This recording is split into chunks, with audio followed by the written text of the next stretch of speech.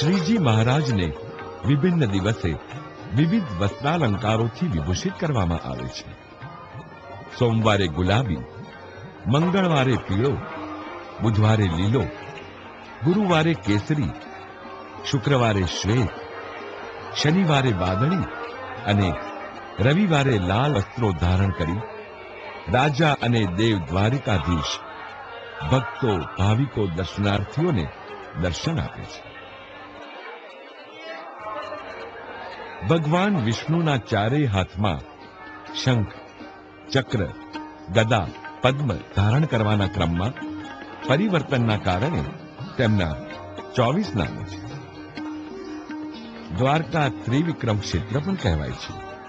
તેથી અહીં જગત મંદિરમાં પ્રભુ ત્રિવિક્રમી સ્વરૂપે બિરાજમાન છે.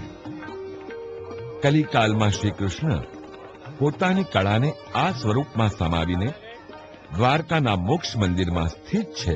એટલે જ દ્વારકાધીશજીની પૂજા બે પ્રકારે થાય છે, વિષ્ણુ તરીકે અને રાજા તરીકે.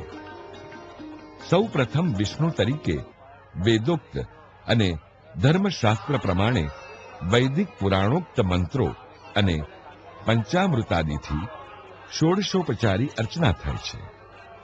ત્યારબાદ રાજોપચારી પૂજા, અભિષેક પૂજા, વસ્ત્રવાઘાની પૂજા, તુલસી પૂજા, પાદુકા પૂજા, ભોગ નૈવેદ્ય પૂજા વગેરે અર્ચના થાય છે.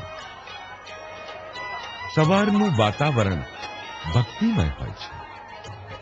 મંદિરના બાહ્ય ક્ષેત્રમાં સમુદ્ર ભૂગવતો હોય છે, ત્યારે પ્રાંગણમાં પણ શ્રદ્ધા રત્નાકરના તરંગો ઉછાળા મારતા હોય છે.